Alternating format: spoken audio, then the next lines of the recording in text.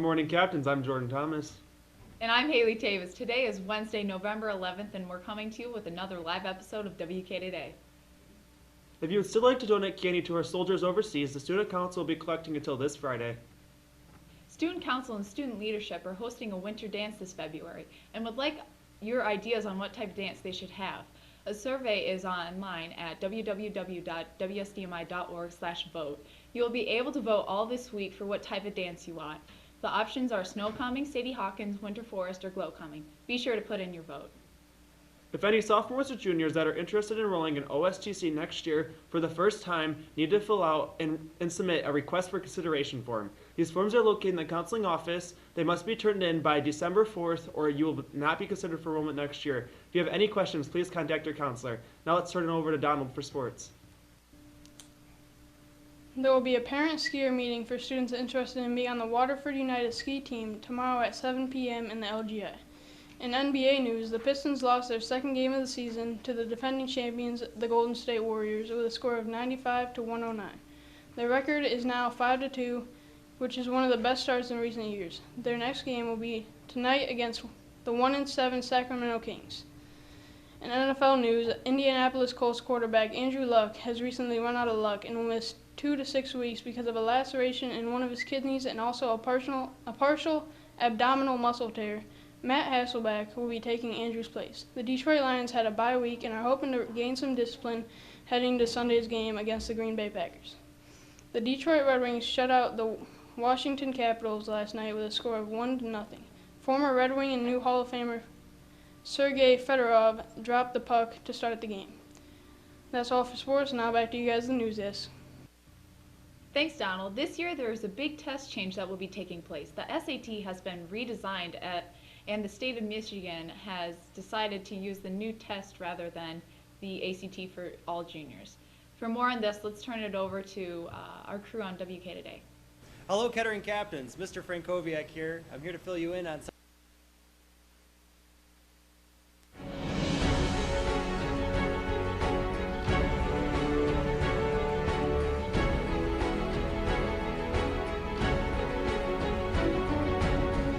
Hello, Kettering Captains. Mr. Frankowiak here. I'm here to fill you in on some of the new facts with the SAT coming to all juniors this spring, 2016. First off, there's a lot of questions about the SAT and how different is it from the ACT.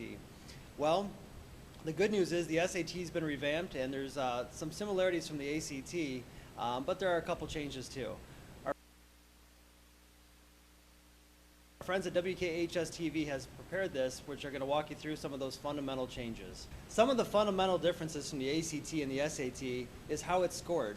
First off, with the ACT, we're used to the top score being 36. While the SAT, it's up to 1,600. The ACT had 4 sub-areas. The SAT actually has 2. You have an evidence-based reading and writing, which goes up to 800. Then the other 800 is in the math component. Both the ACT and SAT have an essay component, which is scored separately. In terms of the SAT, it's a little bit different, and your language arts teachers are going to be walking you through some rubrics to prepare you for that essay. So some of the sub-areas and how they look a little bit different. The ACT, you had 1 math section. On the SAT, you actually have 2 math sections. One section, you can use your calculator, and one section, unfortunately, you cannot. If you took the PSAT with us last month, you probably remember those 2 sections. The ACT, it was all multiple choice. The SAT is mostly multiple choice, except there's a couple answers which we call grid-in answers, where you actually have to write 1-half for like 1/2, or you can write 0.50, which is the same thing, just the decimal equivalent, but you actually have to write that on your answer key. So some of those changes you'll see on the screen in front of you are going to be rolling through with the different sub-areas. We're also going to be releasing some more information later on to the junior class, giving them more specifics about the other sub-areas and some of those changes that are waiting for you.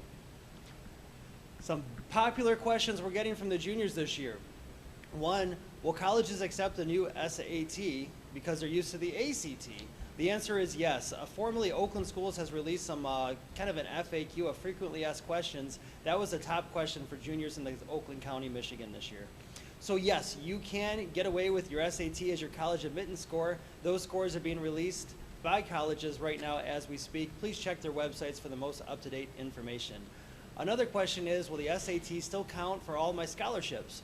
Well, some scholarships for colleges, yes, they'll use the SAT, but if you have individual scholarships, such as from a foundation or from a company or an organization, you have to see the parameters. Some only want the ACT, and actually before, some only wanted the old SAT, so definitely want to check in when it comes to that. Most importantly is, when is this test going to be and how are we going to prepare you for it? Well, the answer is April 12th. That's the Tuesday after spring break. All students in the state of Michigan will be taking the new SAT.